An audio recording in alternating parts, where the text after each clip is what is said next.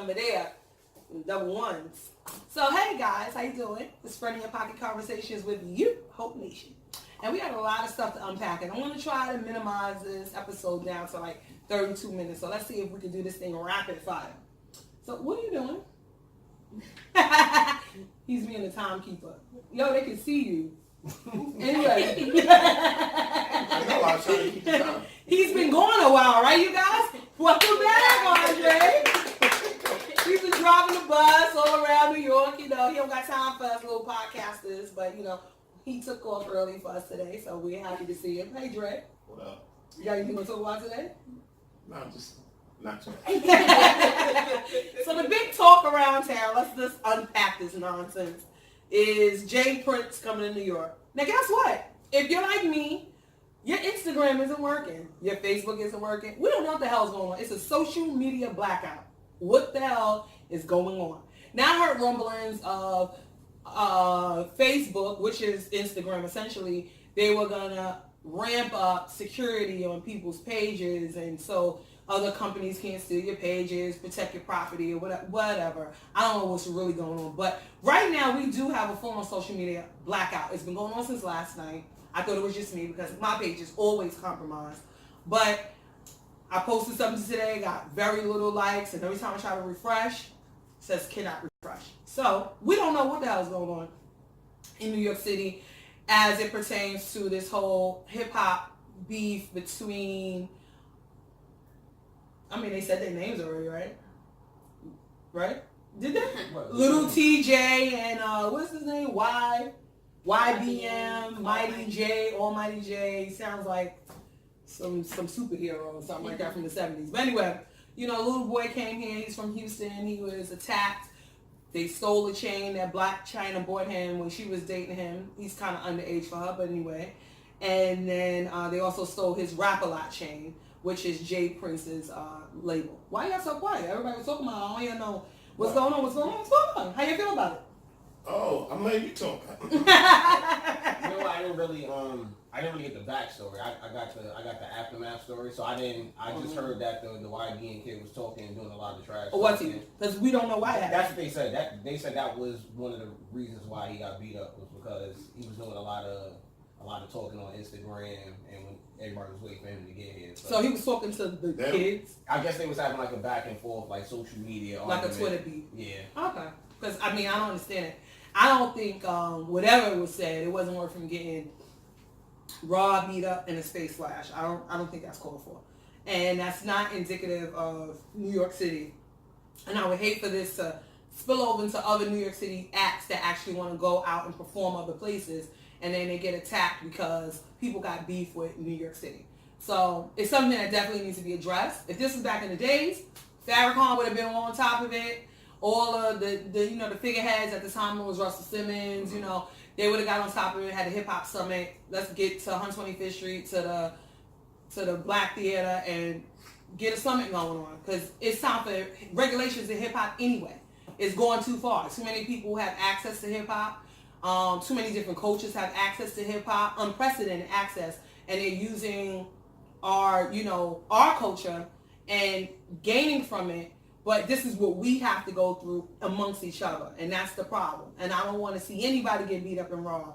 But I think there has to be some type of hip hop reform regulations. There should be a table, a panel, someone who makes decisions. And any business, you have figureheads that make decisions. And I think that's part of what we need to do as a hip-hop culture. We need to police ourselves where these kind of things can't happen. I understand what Jay Prince is doing, and the young guys are really not all for it, but you need structure. We can't be running around here like Lord of the Flies just trying to regulate ourselves. It ain't going to work. You need a panel, you need judges, you need people to get this thing together, because this is our culture, and we need to regulate it. That's just my thought. If we're going to keep it, we have to regulate it. And anybody who wants to be involved in this have to follow certain guidelines. That's how business works. If you want it to last, So that's just my thoughts. Yeah. How do you feel about that? I think so. I want you to be more vocal. Show the people what you be talking about. And then on the other side, it's like they should, they never know what Jay Prince can do for them. Help them along, teach them the business. So, the disrespect they got for him is, saying to him is crazy. But you know, then they might have to go to Houston to That's what I'm perform. saying. So it's like they messing up their own money, but you know, like you said, somebody got to regulate them. There got to be somebody here older than them who's watching over them. Yeah. Or who, you know, what label they signed to, or management got to be saying something to them. So. But and then the other thing is that the kids that actually did it, I don't know if the little other rapper boy did anything, but his friends, a lot of times these things don't even have nothing to do with the actual artist itself. It's the entourage or the people's block or whatever the case may be. So that's the biggest thing really going on in the city right now. Where was all this happening? I don't know. It looks like I've been trying to figure out that floor. It's a building. It looks like an older building. It looks like a building that's definitely downtown. It looks like a Mason done building. And maybe a studio or that's what it looked like. a studio, right? Or, you know, a label. It's something having to do with music. It wasn't like he was just in an apartment building in the Bronx or nothing like that. So let's see how this unfolds. So we've had so many different stories going in the news. You know, if it ain't, it's just so much drama, especially with black people. I don't like that. That's the part that I don't like. They, you know, we're getting really depicted as being, you know, whether it's Michael Jackson, R. Kelly, Jussie Smollett, this as animals, you know, and there are a lot of more animals out there. How about all those rich people that was cheating to get their kids into school, Right. You know, actresses and I'm pretty sure it had what you call those people, politicians and other people. They focus on the entertainers, but it goes deeper than that. So let's keep this balance. That's why I tend not to really like to watch the news and stuff. It's not that I don't want to know what's going on, but it's like sometimes it's just too much, and it's very one-sided. So you gotta really like do your own homework before you jump the gun. You know, I hear Drake is not gonna be using Michael Jackson songs or whatever because of that whole documentary, and it's just too much. Like, we're digging up people from the dead and crucifying them after they went to court and paid legal fees and won their cases. And there's so many other people that are still doing bad things that we need to focus on right now. So it's just too much. So that's why Hope Nation is, you know, a place where you know, on my page where I try to be as positive as possible. But the way the media is set up, if you're not negative, they have a problem with that. You know, like you have to have a balance of, that's right. It's not right. It's not right. There go Tay-Tay, guys. Yeah, Tay-Tay. She just woke up from her nap. Hey, Tay-Tay, you want to say hi? So the rich people was paying for the exam, the cheat test? They were paying for the exam to get into the school. They were paying like more money than it cost to go to the school. Yeah, they were paying like Don't make no sense. Millions of dollars. Yeah, for one kid. So basically the kids didn't even earn a degree. No. They had it. They just paid And now for it. they want to go back further for even the kids that got the degree. What you gonna do with that? Take it they away. already got it, so they want to go further back with it. They don't take it. But they ain't gonna do nothing. This is a story they had to throw us, a gimme story, because what they're really mad about is about the money that they want, the tax money. They want to know where that money came from, where it's at, so they can seize it and take it. They don't give a crap. Anywhere you go, colleges, oh, this wing was donated by my great-great-grandfather. Right. Or the hospitals, the same thing. This bench, my uncle paid for this bench. I get to go to school for free. Like, I thought that was normal. I didn't think that was illegal because that's the way it's all set up. How dare you walk in front of the camera? How dare you? And then the media is like, it's like a washing machine. When it's negative or like a Bill Cosby story, you kept seeing it around. Yeah, you just Day keep in and seeing it. day Yeah. out, day in, day out.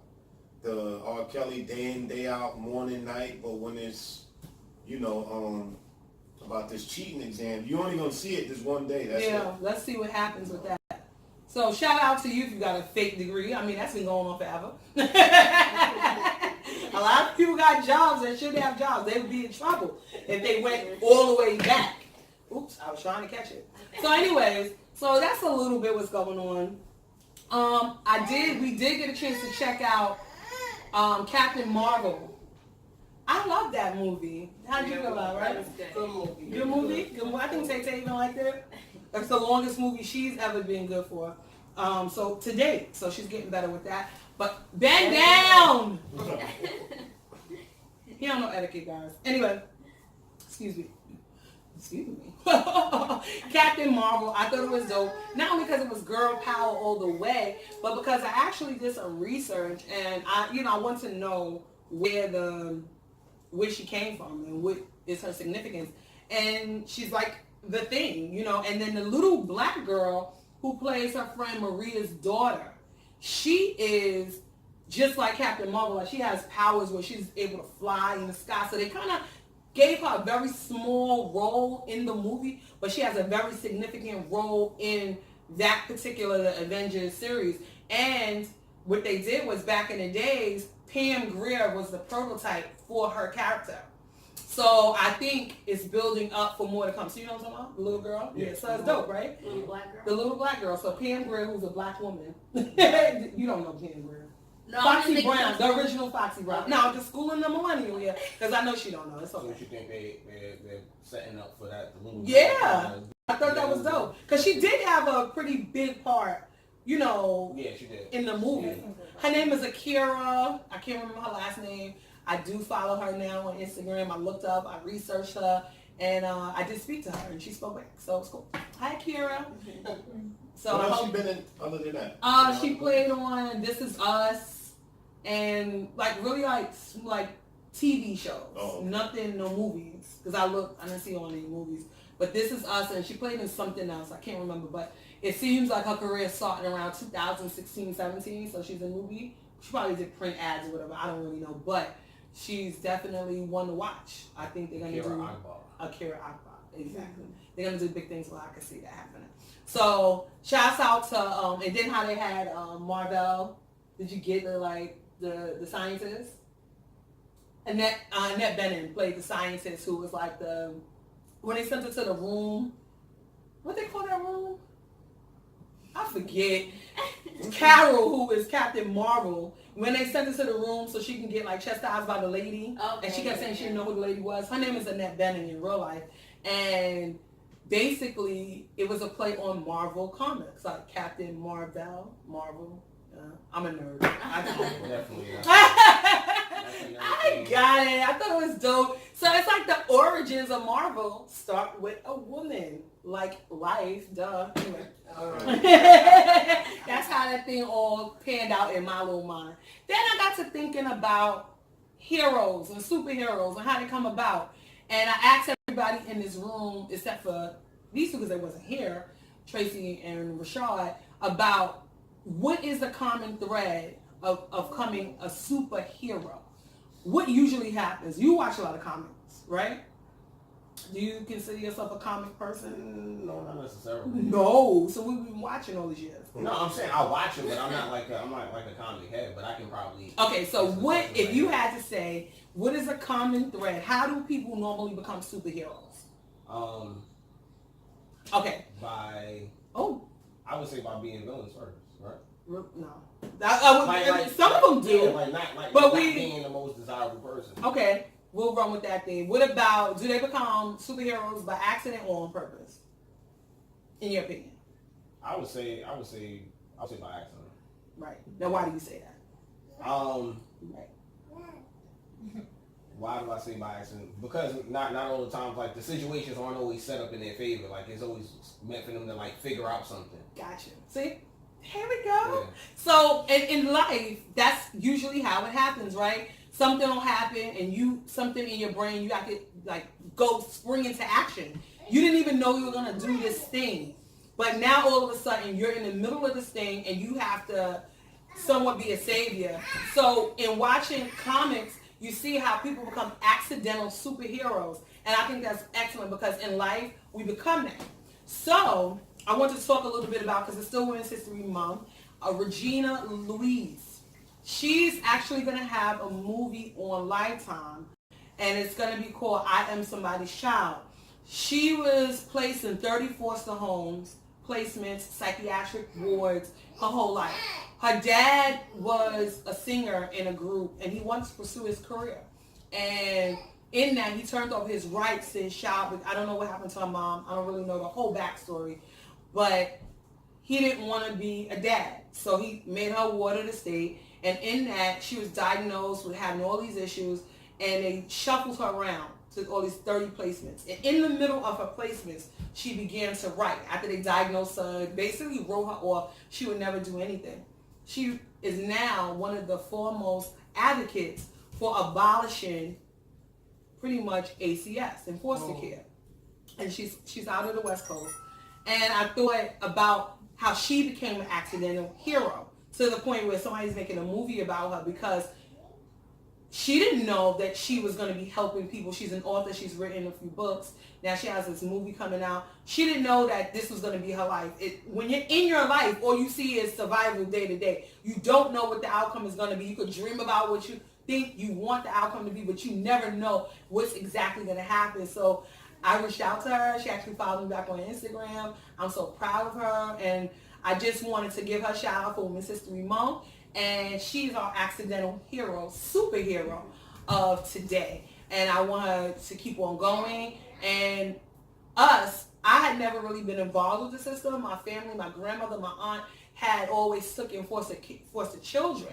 But being on the other side, having my nieces taken away from us, I could definitely see a need for some type of reform in ACS or whatever you call it, DIFUS, whatever you call it in your state. It's all it go Child Protective Services. Something has to be done because children are being ripped out of viable homes and people that ripped away from people that love them, and they're being placed with strangers. Yeah. And they think that that's okay. What about the child? What's going to happen to the child? And I don't think anyone thinks about the long-term trauma that child faces. I worked for ACS for many years, and I worked in juvenile justice. And I can tell you every child that came from a placement was lost, confused, and definitely they had no connection with their family. And if you take a kid away from their family to help them, you have to really help them. So I just want to give a shout out to her and go look up her story. The movie is called I Am Somebody's Child, and it premieres on Lifetime in the next coming week. So shout out to you. All right. So I want to talk about that. What do you think about that? That's really nice. Yeah.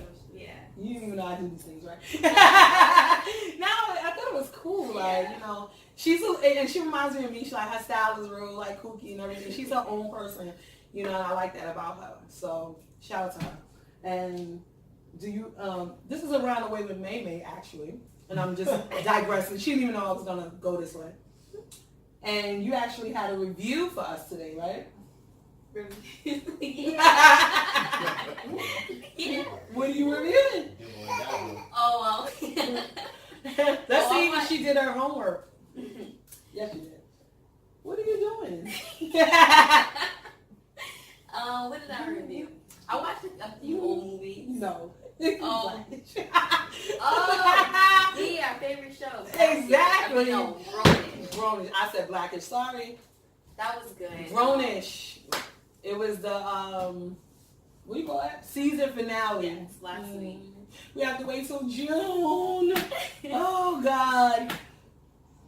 It was good. It was realistic. I mean, she got busted by her father and grandfather, with her boyfriend in her dorm in her bed, smoking a blunt. Cheating. Yeah, it was just crazy. What do you call it?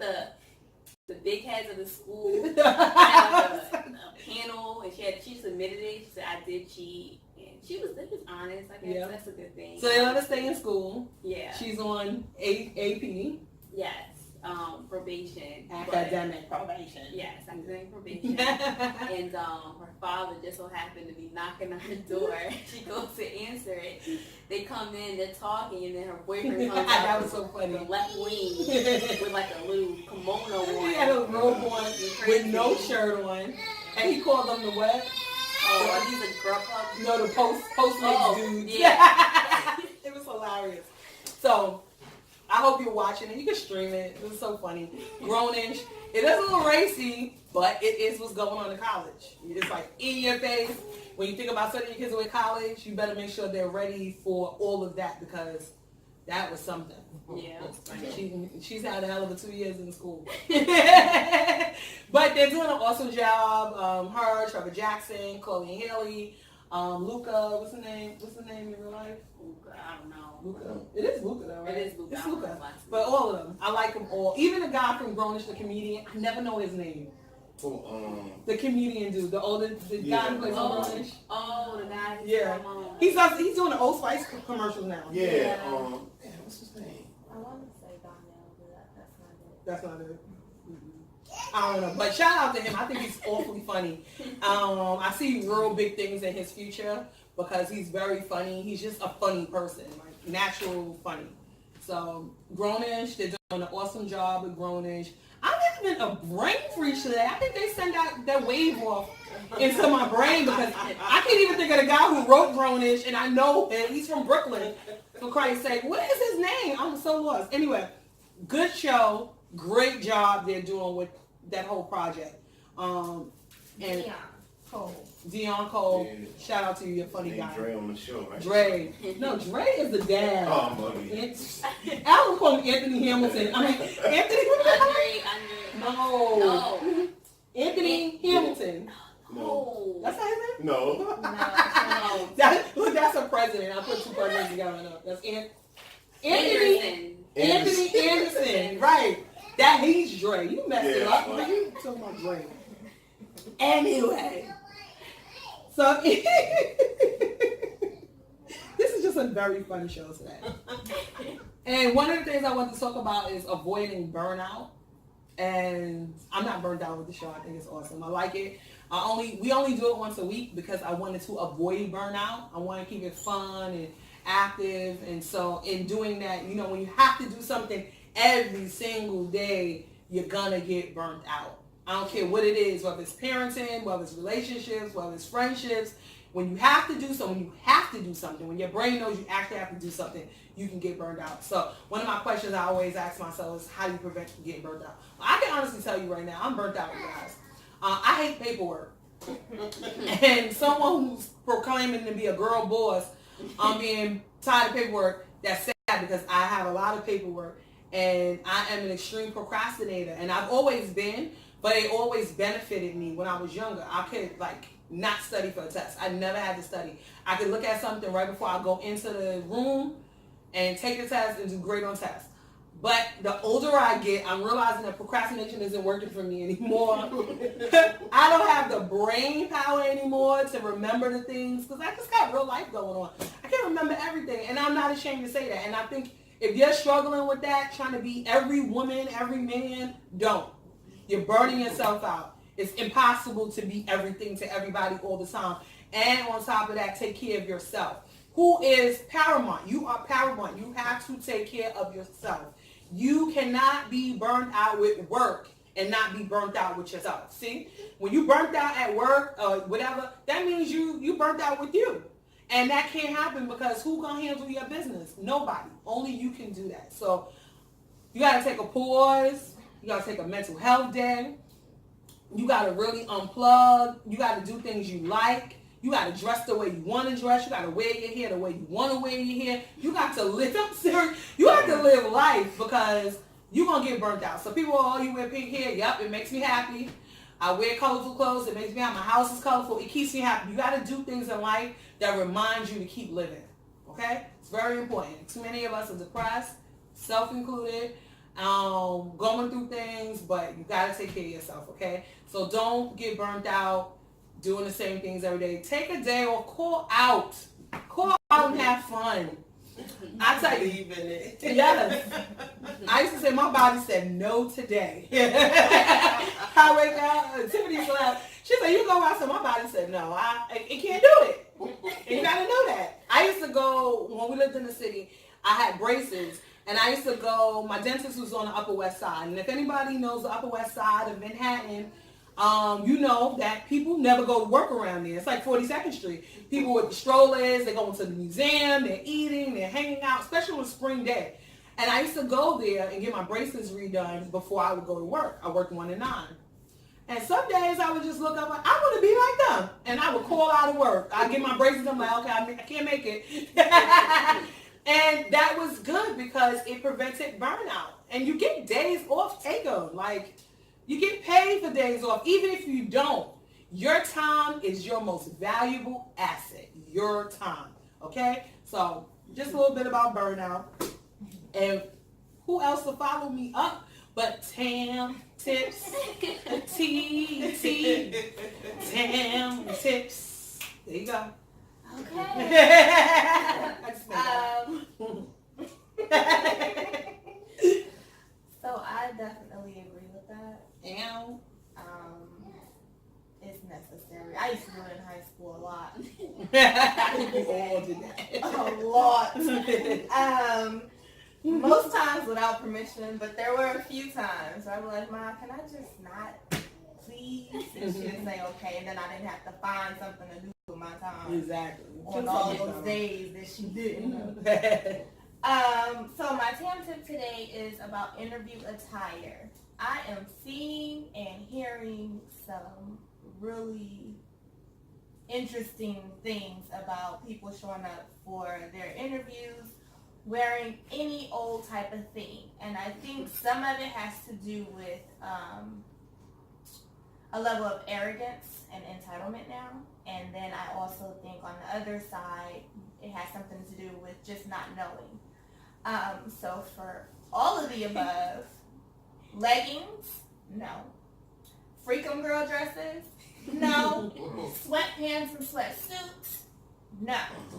Wear at the bare minimum slacks and a button up. Why is that you even don't a know? conversation? It is really a thing. I didn't know. I Yeah. had no idea that people were showing up to interviews wearing leggings and a t-shirt. Like, how did you think that was the way to go about that?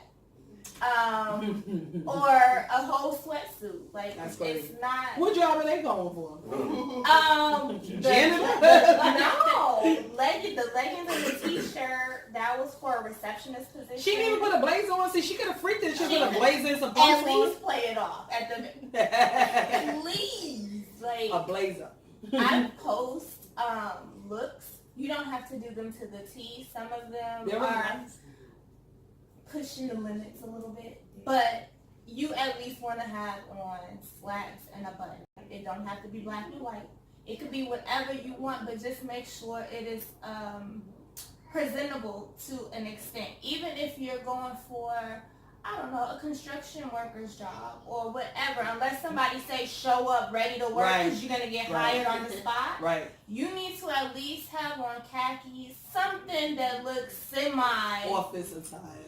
I mean, come on. Sweats? No. It's just, because there's no way to pretend with that. You cannot walk in a place with a sweatsuit on, especially the one that make noise. A The swish wind one? Yeah. Come on. I am hearing so many things because a lot of HR people follow my page and they DM me or make comments under the post that I do for the looks, and they tell me these things, and I don't understand why.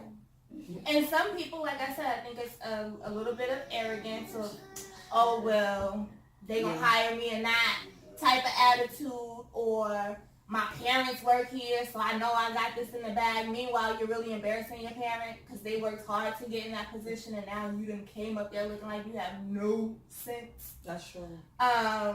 Just that, or you just really don't know. Maybe you're the first person in your family, because that still seems to be a thing where you're the first. There's a lot of firsts in families to do things outside of the neighborhood that you live in and grew up in. So maybe you just don't have a clue. You just don't know. Button up and slacks, you can't go wrong. Even if you're a woman, if you want to do a skirt, make sure it's to your knees. The last thing you want to do is sit down across from a man or another woman who's doing the hiring or has an opinion on you getting hired and your thighs are hanging out. Because she might be a hater. You might need a prayer cloth. You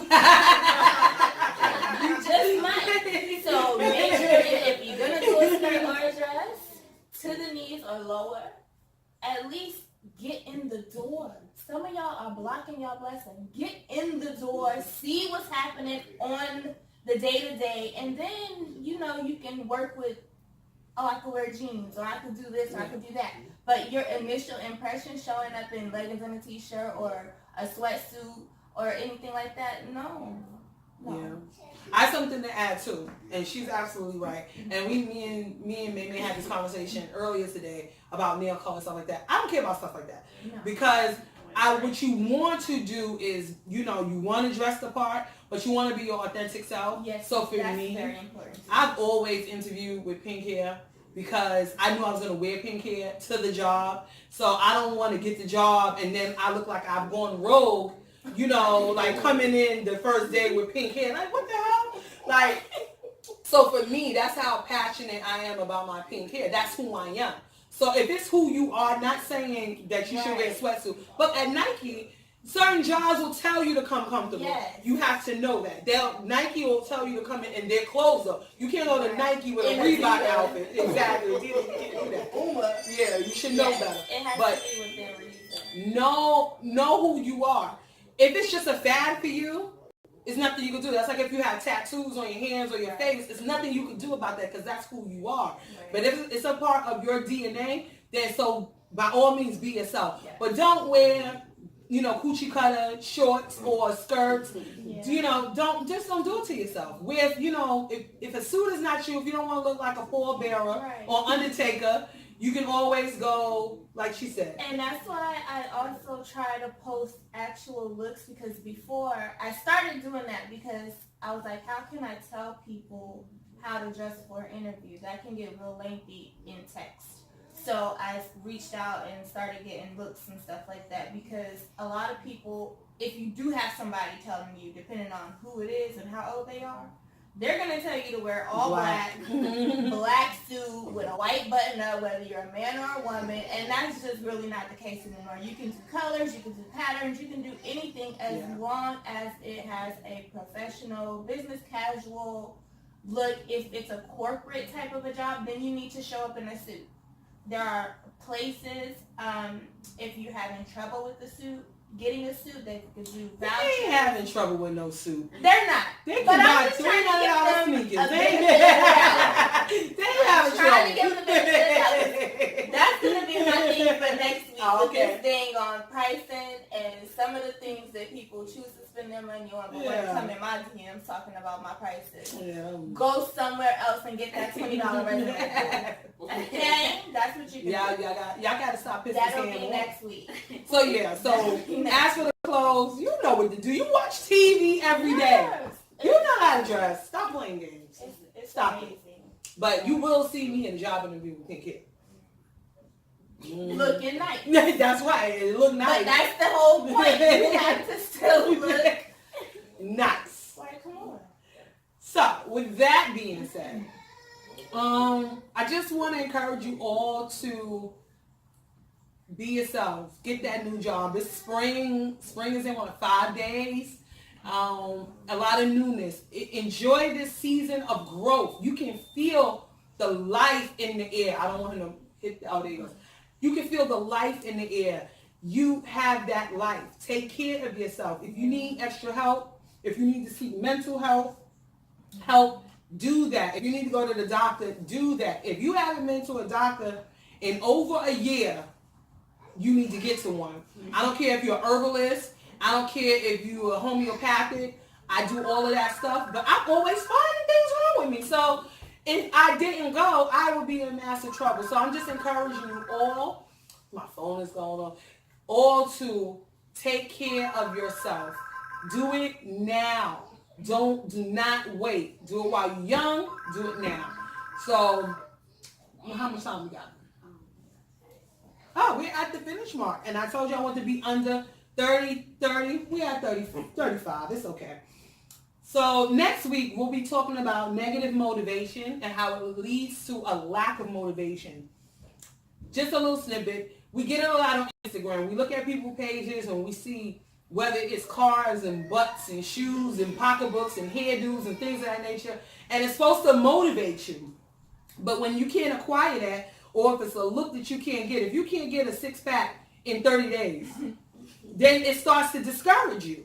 Now that motivational inspo turns into a lack of motivation. Like, I'll never look like that. I'll never get that car. I'll never do that. So we have to stop letting things that are supposed to inspire us do the direct opposite. So I'm going to be talking about negative motivation next week.